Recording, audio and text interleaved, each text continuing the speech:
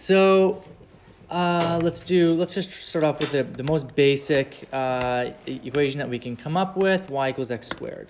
Okay, so this is your kind of a vanilla standard, nothing special about it, parabola. Okay, so this parabola is fairly straightforward. There's not a whole lot to it. Its vertex is right at the origin. Right? We call the point 0, 0 the origin. So there's the vertex right there, which means that the axis of symmetry is the line x equals 0. It has a single y-intercept and a single x-intercept, which is at the point 0, 0. So very basic parabola. Not a whole lot to say about it. But this is going to be kind of like the basic shape that we have with parabolas. You'll notice that as the parabola kind of moves to the right, we go up and we have the point 1, 1, which kind of makes sense because 1 squared is 1. If we move over 2 points, then we go to the point, what is that, 2, 4? It's kind of hard to get exactly there. There it is, 2, 4. So 2, 4, that also makes sense, hopefully, because we got 2 squared is 4. If we go up to 3, you can probably guess where we're going to go. We get 3 and 9, because 3 squared is 9. And then we get this sort of reflection here on the axis of symmetry, because a negative squared is positive. So even though we're on the negative side here, we're going to have the same sort of shape. So we go over 1, up 1, right? We go over 2, up 4, right? We go over 3, up 9. Right, so it's the same thing on the left, right? As we know, not all parabolas are going to look like this, right? A parabola is just a family of shapes. There's all sorts of different types of parabolas. We're gonna be studying how the actual equation here affects the shape of the parabola. So the first thing that we could do is we could raise this parabola up a little bit. So let's see what happens if we were to add this add 2 to this. Just goes up by 1, just like with our exponential functions, right? If you just add something to the whole equation, right? It kind of makes sense, right? Because our y value is going to look like, well, we've got x squared, and then whatever we get to that, we're going to add 2 to it. So the whole thing just gets raised by 2, right? Okay, how do I go back here? There we go. And if we want to sort of move it over a little bit, what we're going to do is we're going to put brackets around it like this. And we can add something to add something to the inside of these brackets. And that's how we're going to move it from left to right. It's just really nice when you can see it all happening on Desmos. So we can move it left and right by introducing some brackets. And just like with the exponential functions, we're moving it to the left, right? So even though this is a positive number inside those brackets, it still gets moved to the left. So if I were to make this a negative number, like let's say this was -3, then we're going to move it 3 points to the right. So it's kind of opposite to what you would think. And we can, of course, do both things at once. We can do -3 plus 1, right, like that. And that'll move it 3 points to the right and 1 point up. Okay? Does that make sense so far? Yeah, okay, so these are the most basic of the transformations, just moving it up, down, left, and right. We move it left and right inside the brackets, and we move it up and down with whatever's kind of off on the edge, okay? The next thing that we can do is we can add a stretch. So if I wanted to take this and just stretch it out vertically to make it kind of look a little bit more skinny or thin, what I could do is I could just multiply this whole thing by 2, like that. Or even multiply it by 3 or 4 or 5 or 6 or 7. So the more I multiply this, the bigger the number, the wider the stretch is. So basically what I'm doing is I'm taking this whole portion here, and I'm stretching it out vertically. So it's a little bit easier to see what's going on if we bring this back down to the origin, just to that basic parabola. So if I take the original parabola and I multiply it by 1, I just get that regular shape. But if I multiply it by 2, let's think about what happens to these values. Well, I'm going to have well, my regular x squared, but now I'm going to double it. So instead of going over 1 and then up 1, right? When I go over 1, now I'm going to double what x squared is. So x squared is 1, but now I'm multiplying that by 2, right? So now I'm going up actually over by 2. And if I go over 2, well, 2 squared is 4, but now I'm going to double that, and I get 8. So that's why I get this sort of stretchy nature of this parabola. I'm kind of stretching the parabola. So basically what I'm doing is that I'm making it 3 times as tall, or 4 times as tall, or 5 times as tall, right? So I'm stretching it vertically. Some people kind of think of it as like a squishing from left to right, as if you're sort of compressing it. That's not really accurate. You're more pulling it. You're just stretching it vertically because you're making it taller. You're making all those values get higher. Or if, in this case, like these could be negative as well, right? We could have negative, -1 or -2 or even -4, whatever you want. But once you've stretched it, all the things about moving it left and right, they still happen the way you think they would. So we could bring this over by 5 points and then up by 2 points. And it's basically what we've done is we've stretched the parabola by a factor of -4 here. So in that case, we've reflected it. So now it's facing downwards. And we've moved it over 5 points and added 2. Looks like Desmos has kind of given us some important values here. So let's kind of take a look at some of these values. So this is our vertex. It's still where we think it would be, right, at the point 5, 2. And we have 2 x-intercepts. A huge theme that we're going to be looking at is looking at how to calculate those x-intercepts. Lucky for us, we actually do have some experience with it. You just don't know that yet. Some of the stuff that you've learned last year applied to what we're doing right now. In particular, factoring trinomials, when you factor something like x squared plus 7x plus 12, that is actually what we're doing here when we're looking for these x-intercepts. And we'll talk a lot about that in the coming weeks, although it'll all be digital, of course. Okay, so that's pretty much what I wanted to show you about how the quadratic functions are graphed.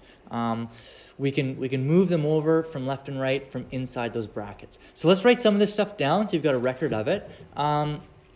And just another thing too, just about this online stuff. So as you know, I've been recording these videos. I posted the video yesterday. I can just show you what it looks like. So we go to the website. We'll go to the grade 10 section, and yeah, I posted the video from yesterday. And if you guys were all here yesterday, so you didn't have any reason to watch it, but just so you know, it is here. I'll be posting this on the website hopefully by the end of the day. Worst case scenario, sometime tomorrow.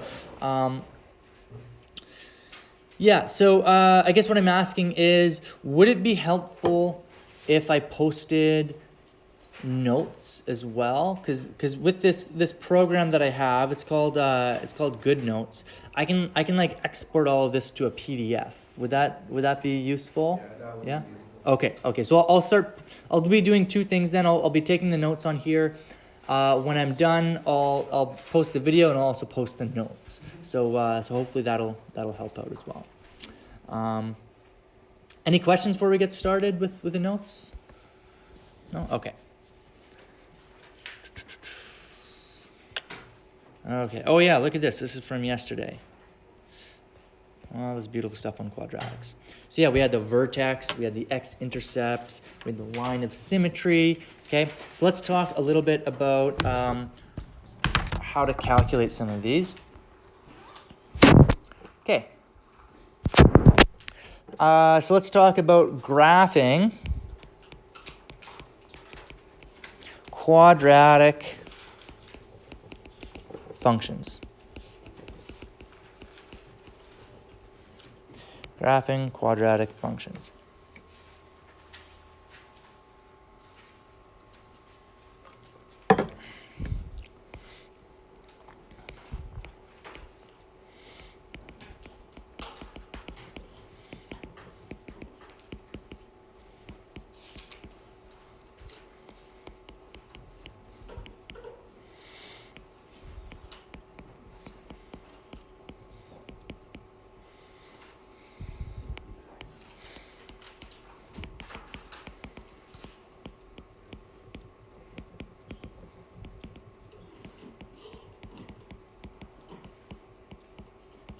Okay, when a function is in the form f of x equals a times x minus p squared plus q, we say it is quadratic in vertex form. Okay, the important thing here is that it's in vertex form. Okay, so remember that a vertex is, so let's recall, a vertex on a parabola is the point in the middle, and I'll put that in quotation marks because that's not exactly a precise term, but it's kind of, you can think of it as being in the middle of the parabola. So in other words, i.e., it is either the highest point or the lowest point.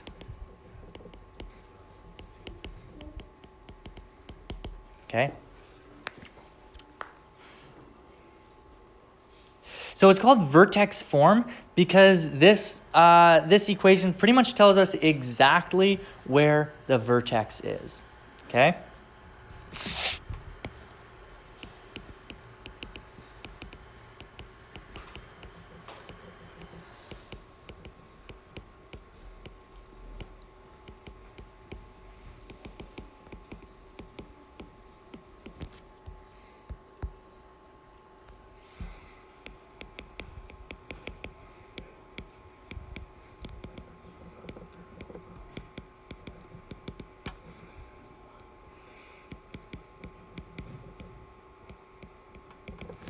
Okay, so what that means is if our function looks like this,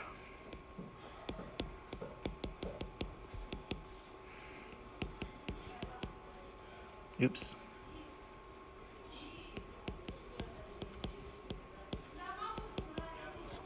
So if our function looks like this, our vertex is at the point PQ.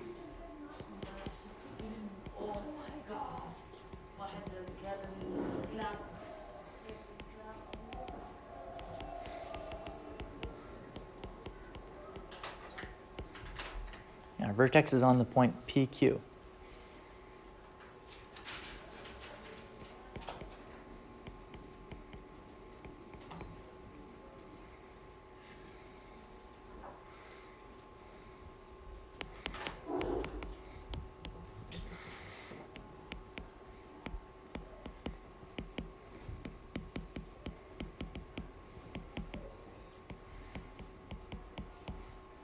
And the value of A tells us how to stretch the graph. Oh, yeah, I can pull that down. Yeah, I'll give you a sec just to write some of this stuff down.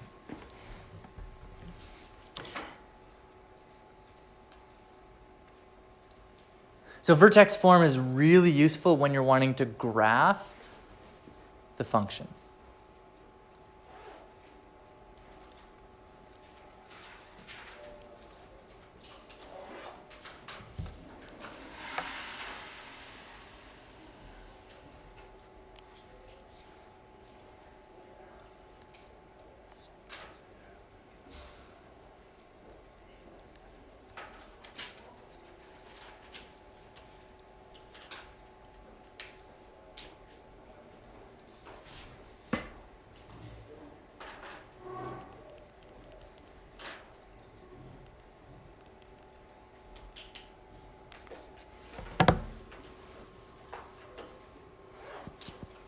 Are we good? Just another second? Okay. Okay, I'll scroll down a little bit.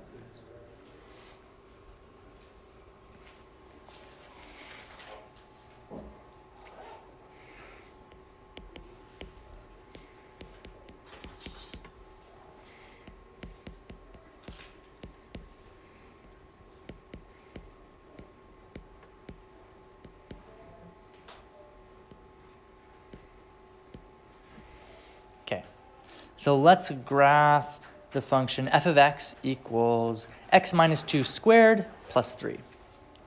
Okay, so this is quadratic in vertex form.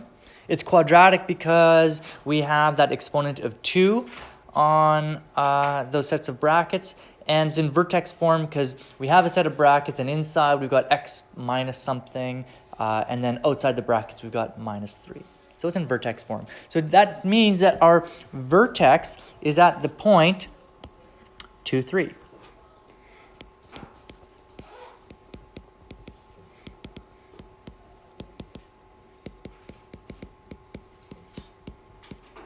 Okay, our stretch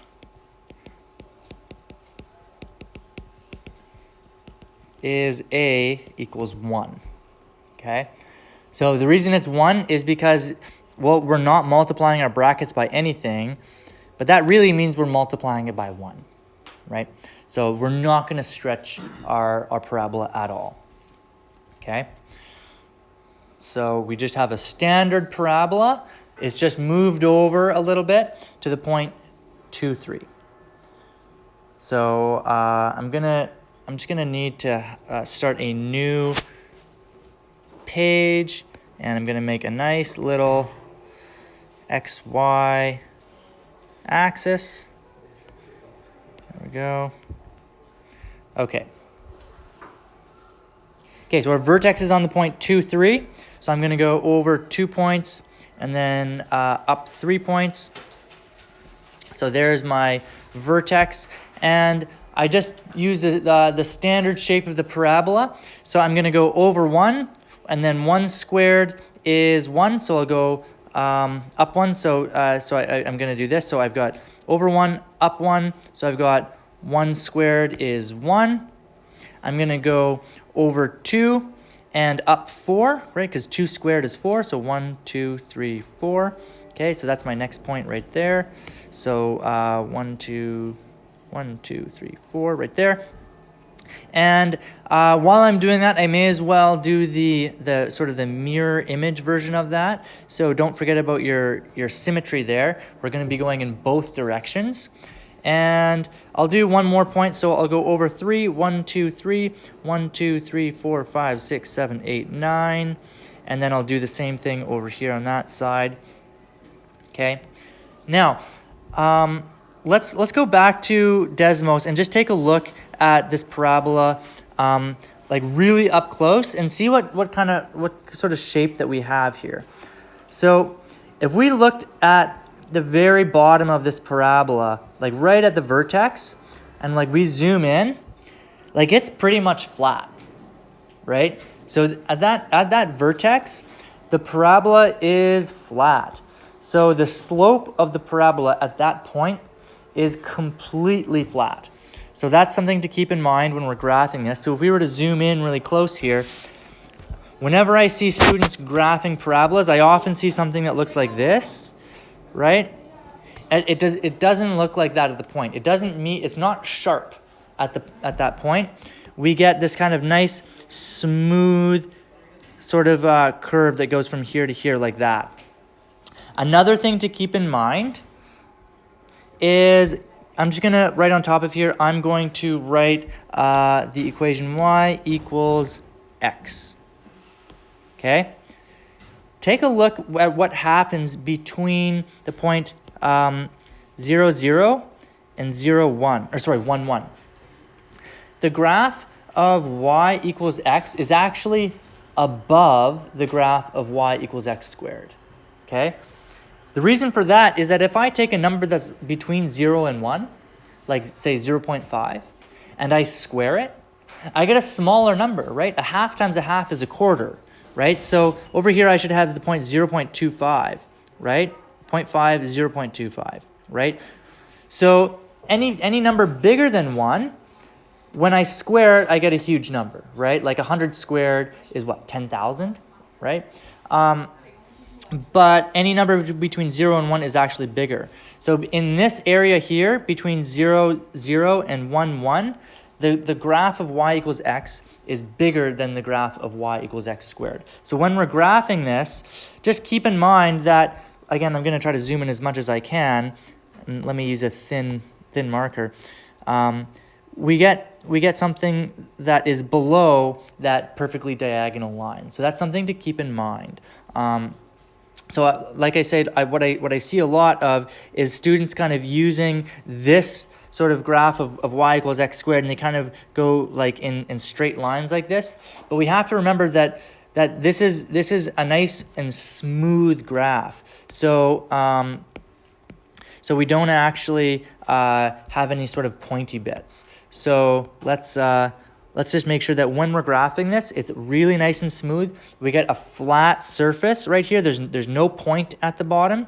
And then we kind of ease our hand as we're drawing it. And I recognize that not all of us have experience like drawing, and we might not have like the best handwriting, and therefore we might have kind of a bit of a shaky looking graph. That's okay, but I still want to see as smooth as you possibly can at that bottom. So this area right here, near the vertex, this is really important, and I want to see a lot of effort being put into this portion. So I don't want to be seeing things that look like this, where it's kind of pointy like that. If there's like a visible point, I'm not going to be happy. I want to see something that looks nice and smooth like that, right? Isn't it actually composed of like many straight lines though? No. So then how is the actual like location of the slope determined? Oh, that's a fantastic question, and that's a very deep question. That's what calculus is all about. That's one of the first things that you learn in calculus is what does it mean to have slope if it's perfectly curved. The answer to that, the short answer is, well, just imagine that this is like a roller coaster, and like you're going on the roller coaster, and then all of a sudden the roller coaster breaks, and then you just end up flying off at that point. That's what your slope would be. Okay? So it's like, so that we have this idea of what's called a tangent, right? So if I wanted to find the slope like right at this point here, what I would do is I would find the tangent at that point, which is like this line right here, the line that only touches it at that point, and then I would find the slope of that line. But that's a really, really good question. It's a very deep question. It's actually a bigger question than you might be aware of. And there's many, many different methods of calculating that slope. I'm not going to get into those now because it's a calculus question. We don't have time for that. But it is a really good question. I'm glad that you're asking those kinds of questions, because those types of questions are going to come up again. But yeah, so it's not, there's no straight lines here. It's all perfectly smooth. So like if we go back here, if we just keep zooming in, you'll notice like it starts to look more and more straight, but it actually is just slowly but surely curving. It's just a very gradual curve. So we do have to be careful when we're drawing this to make sure that these are nice and smooth lines, okay? Any other questions before we move forward? No? Okay. And just another point too, before we move on, when we graph these things, there's a few things I want to see. I want to see arrows on the endpoints here. Those arrows basically just mean that the graph keeps on going indefinitely, okay? I also would like to see the coordinates of the vertex. So this would be the point 2, 3. And depending on what else I might ask you about the domain and the range. I might ask you about the axis of symmetry. If I do, then label those on the graph somewhere. So if let's say that I did ask for the axis of symmetry, the axis of symmetry would be this line right here. And then you could just sort of draw that line, point to it, and say that the axis of symmetry is the line x equals, in this case, 2, okay? So it's important to remember that the axis of symmetry is a line. It's the line x equals 2. And while we're at it, let's just go all out, and then let's write the domain and the range as well. So the domain, those are all the values that x can take, and there's no restriction on x here. X can be anything, right? I can take any number and square it, right? I can put any number into this function here, this function here, I can put in 1, 0, 100, negative 100, negative a billion, positive a billion, right? There's no number that I can't put in here. So the domain in this case is the set of real numbers, okay? If you want, you could write something that like this, like you could have negative infinity to positive infinity if you prefer to write in interval notation. I've also seen students write this, all values x such that x is a real number, right? You could write that as well. The way I would suggest writing it is just like that. It's the easiest way to write all possible values, right? It's the real numbers. The range, on the other hand, so the range is all the values that y can take, and it's worthwhile to just point out that all of the numbers below here, so like all of this area, you'll never see a number below this point. So this line right here is kind of like the forbidden line, right? You're not going to see any numbers below that line of y equals 3. So all of our y values are at least as big as 3. The smallest value of y that we see on this parabola is this point here, where it actually is equal to 3. Any other value is going to be bigger than 3. So if we go in this direction, we're getting bigger, and even if we go in this direction, we're still getting bigger. So our range is going to be, well, again, there's several ways of writing it. Let's start off with interval notation. So our smallest number is positive 3, and I should actually point out that we're going to use square brackets because we include the point 3. So we've got the point 3, and then we go all the way to positive infinity, but we never include positive infinity, so we include it with a round bracket. That just means that we're going off and off and off and off, like pretty much forever, but you can't actually include infinity in the set because that's not a number. Okay, so that's our range. We could also write it as the set, all values of y, because range deals with the variable y, such that y is greater than or equal to 3, and y is a real number. Okay, so that's how you would write that using set notation.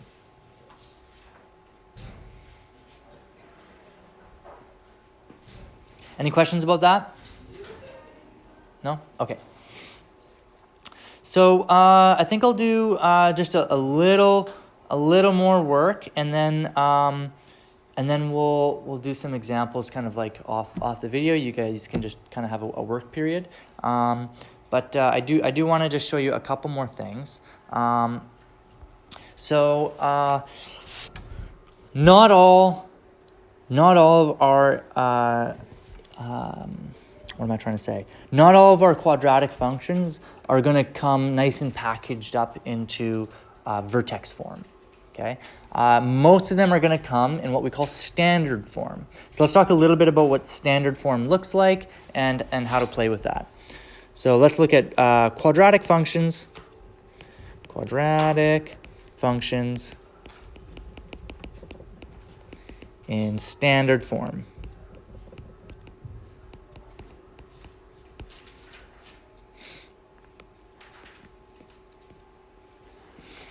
Okay, so we say that a function of the form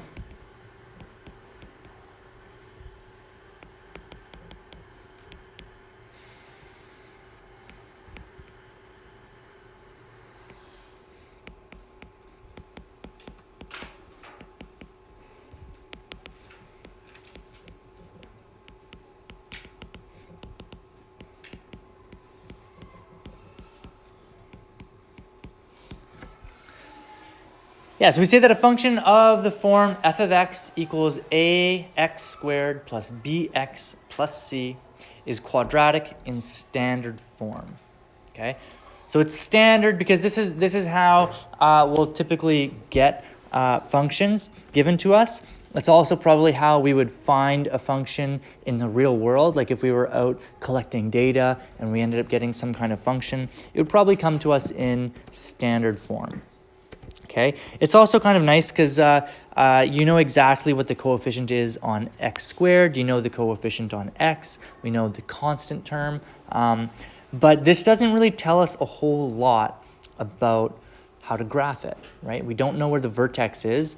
We don't know what direction the function is pointing. But what we're going to be looking at shortly is how to go back and forth from a function that's in vertex form to standard form. Okay, so it's actually quite straightforward to take a function that is in vertex form and convert that into standard form. It's hard to go the other way around. Okay, so let's do a quick example. So let's convert f of x equals, let's do 2 times x minus 8 squared plus 7 into standard form. Okay, so we're going to start with something that is in vertex form, and we're going to convert it into something in standard form. So really all you have to do here is just expand it using algebra. Okay, so we're going to expand. So we'll start with 2 times x minus 8 squared plus 7. Well, that's going to be equal to 2 times x minus 8 times x minus 8 plus 7. Right? That's what that exponent means. It means to take that thing and multiply it by itself. Okay, I'm going to have 2 times, well, using the distributive property, I'm going to do x times x. That's x squared. X times negative 8 is negative 8x. And then again, negative 8x times... so negative 8 times x is negative 8x. And then negative 8 times negative 8 is positive 64. We're going to take all of that and add 7. Now we've got to use the distributive property one more time. Actually, you know what? Let's clean it up a little bit. Let's combine those like terms, right? So these are like terms. So let's do 2 times x squared minus 16x plus 64 all plus 7. Okay, and now I can use that distributive property. And I'm going to get 2x squared minus 32x plus 128, all plus 7. And now I can add these guys, and I'll get 2x squared minus 32x plus 135. So both of these are quadratic functions. The only difference is one is in standard form and the other one is in vertex form. Okay? So a major theme that we're going to be looking at is how to convert back and forth between the two. It's not super challenging, but it's also not super easy either. But we're not going to look at that today. That's probably going to be something we'll do sort of digitally over the next couple of days. So let's end it there. I'm going to get you to try some of these on your own. I'm going to, just for the sake of having it be fair for everyone, those who are not here as well, I'm just going to put something online, and then you guys can access it on your phones and do it using paper and that kind of thing. So are there any other questions before we do that? No? Okay.